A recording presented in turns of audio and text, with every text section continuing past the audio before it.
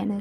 जैसे कि पिछले वीडियो में मैंने प्लेटो की थ्योरी ऑफ फॉर्म के बारे में बात की थी, उसी तरीके से आज मैं प्लेटो की थ्योरी ऑफ सोल के बारे में बात करूँगी।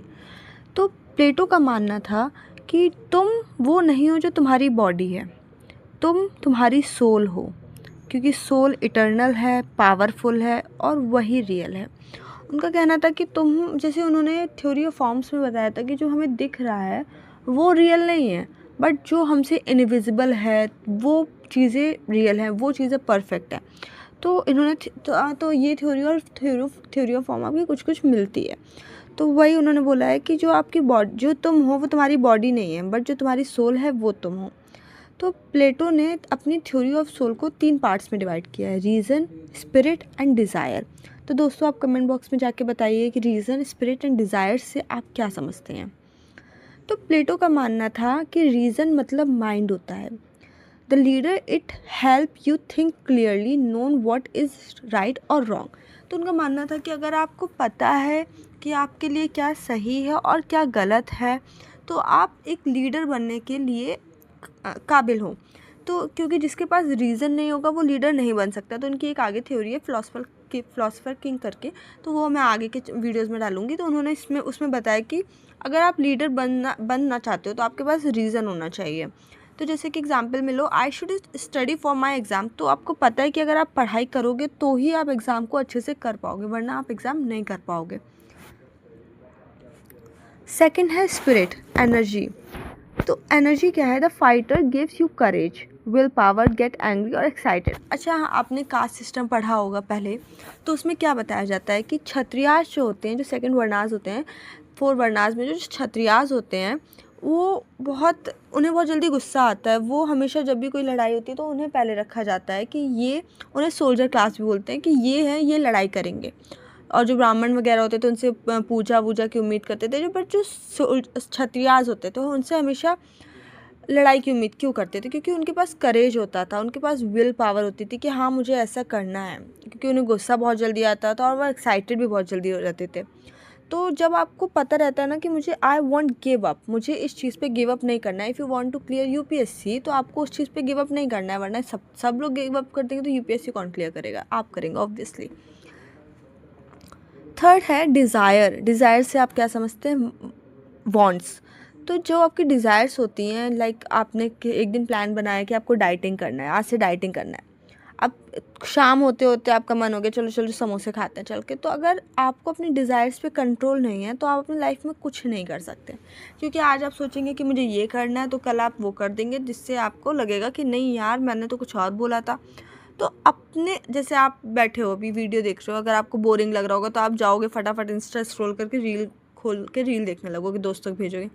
बट आगे आप देखोगे कि हाँ ये पढ़ा जो रही हैं वो आपके काम आएगा, बीए में आपके एग्ज़ाम्स में काम आएगा, एमए में आपके काम आएगा, सीयूटी में आपके काम आएगा। थोड़ी चीज़ें आती हैं, और एमए बीए सेकंड ईयर के लिए तो बहुत इंपॉर्टेंट रहता है, क्योंकि उनके में सीधा सीधा क्वेश्चन आता है कि what do you understand by theory of soul given by Plato. तो आप जब ये पढ़ेंगे, आगे देखेंगे, तभी आप कर पाएंगे, वरना आपको बोरिंग लगेगा तो आप तुरंत आप जाएंगे इंस्टा पे कूद जाके चले जाएंगे। तो आप जब अपनी डिज़ायर्स पे कंट्रोल रखेंगे तो ही आप कुछ कर पाएंगे। तो इन्होंने ही प्लेटो ने डिज़ायर के बारे में बस इतना ही बोला है कि आप जब अपनी डिज़ायर्स पे कंट्रोल रख रहे हैं तो आप कुछ कर सकते हैं, वरना आप किसी काबिल नहीं हैं। फिर हम क्या समझते हैं कि हमारी सोल हेल्दी कब रहती है? तो हमारी सोल हेल्दी तब रहती है जब रीज़न इन चार्ज, जब हमें पता रहेगा कि हाँ हमें ये ही करना है, ये सही है और ये गलत है, जब हमें डिफरेंस पता रहेगा। और जब हमारी स्पिरिट हमें सपोर्ट करेगी कि हाँ तुम कर सकते हो ऐसा, तुम हो इतने काबिल कि येस यू कैन डू। और जब हम डिज़ायर्स की कम सुनेंगे कि हाँ चलो ठीक है, उसने बोला चलो गेम खेलते हैं, नहीं मुझे अभी पढ़ना है। तो जब अपने डिज़ायर्स पे कंट्रोल कर लोगे, अगर आपने अपने डिज़ायर्स को अपना बॉस बनने दिया तो अपना कंट्रोल लूज़ कर दोगे, जिससे आप शायद आगे जाके कुछ ना कर पाओ। और जब आप रीजंस को बॉस बनाते हो तो आपको पता रहता है कि आपकी लाइफ बैलेंस रहेगी और आप खुश रहोगे। तो एक रियल लाइफ एग्जांपल ले लेते हैं। आप बैठ के पढ़ रहे हो, रीज़न बोलता है फोकस करो, एग्ज़ाम पास में आ रहे हैं। स्पिरिट बोलती है come on, don't break your promise, तुम कर सकते हो। और डिज़ायर बोलती है कि चलो चलते हैं वेब सीरीज़ देखते हैं। तो जो आपकी रीज़न और आपकी स्पिरिट है वो आपको सपोर्ट कर रही है कि आपको ये करना चाहिए, ये सही है, बट डिज़ायर क्या बोल रही है, चलो देखते हैं, चल के देखने बैठ जाएंगे ना, पूरा दिन चला जाएगा, फिर कुछ नहीं हो पाएगा। तो रीज़न और स्पिरिट को अपने अंदर लाइए और डिज़ायर को थोड़ा इग्नोर करिए कि हाँ चलो ठीक है, डिज़ायर है, कुछ कर लोगे तो अपने आप वो पूरी हो जाएंगी। वैसे ही what happen to the soul after death, हमारी आत्मा को क्या होता है जब हम मर जाते हैं। बॉडी तो मर गई, बॉडी में तो कुछ नहीं हुआ, उसका सब हो गया, उसको बरी कर दिया गया, जला दिया गया, ऐसा सब हो गया, तो हमारी आत्मा कहाँ जाती है। तो प्लेटो का मानना था आपकी बॉडी ज़रूर मरती है लेकिन आपकी सोल कभी नहीं मरती है।